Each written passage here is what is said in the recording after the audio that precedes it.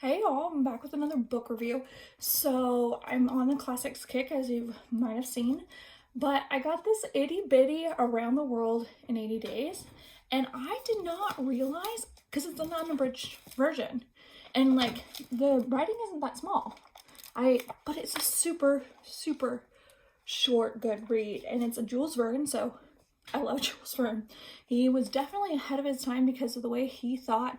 He thought about travel. He thought about time travel, um, aliens and stuff like this. And this is in the 1800s, where you lived in Victorian times and you lived by Victorian laws. And so I believe Jules Verne was actually French, though, from what I remember. Don't quote me, because was from France. He was French. So, and he was 1828 was when he was born. So this one was actually written in 1873. So it's still during the more rigid time in society, except for France is always on its own little kick. But he is probably, out of every science fiction, because he is in the class of science fiction, even though most of his stuff has come into reality, like automobiles, like airplanes, like spacecrafts and going to the moon, like it's bad. Oh, and 20,000 Leagues Under the Sea, submarines, all these things that were just unfathomable, all were accomplished. I think the only thing that hasn't happened that we know of is time travel. So, but I loved reading this. First of all, super simple, easy read. I could not believe that it's only, well, it's so like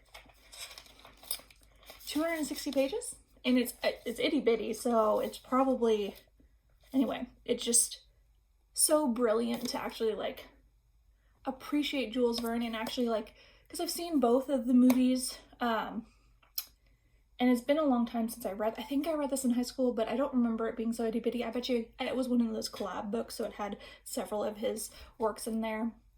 But it was so good just to like see it and see what they got wrong in the movies, which I totally, that is probably my biggest comparison. I'm like, what did they get wrong in the movie? I want to know.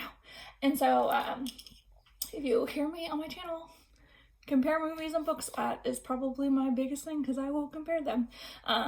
But it was just so, I don't know, like thinking back to 1873 and reading this for the first time and thinking you could travel around the world in 80 days. It took forever to travel anywhere. And the fact that it was only took 80 days, technically I believe it only took 79 days because, you know, the whole turning of the clock back or forwards. And so it was 24 hours ahead of time. But it was just such a good read, and to see how travel was, because currently, I mean, though we have travel open back up, it's not like it used to be.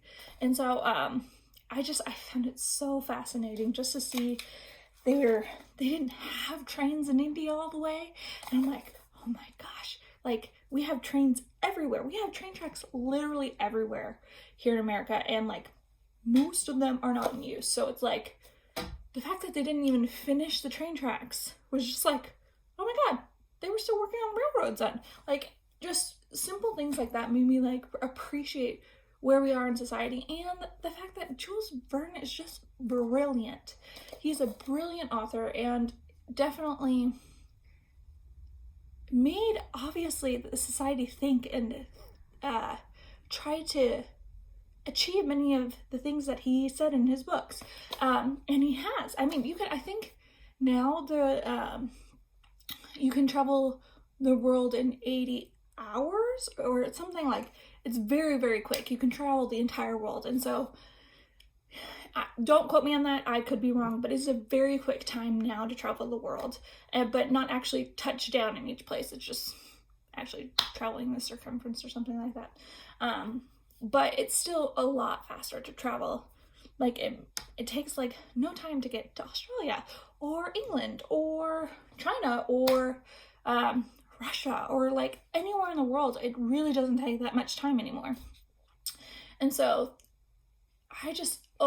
I would totally recommend it, because first of all, it's this big, and this is an itty bitty one.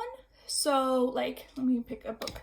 Like, okay, Sweet Fair Thing. Not that that's my favorite book or anything, but like, look at the comparison, like the bigness, obviously the thickness because this is a giant book, but like, it is like a quarter of the size. So if it was printed in like this size print, it'd probably be a lot thinner. So it's probably like 150 pages versus 200 and something pages. So definitely recommend it because it's such a short and good read. Definitely love it because it has Jules Verne.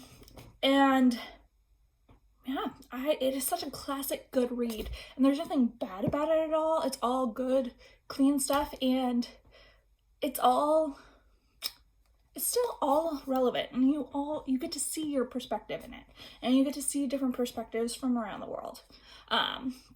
Anyway, I hope you all enjoyed this review, and you all have a great day.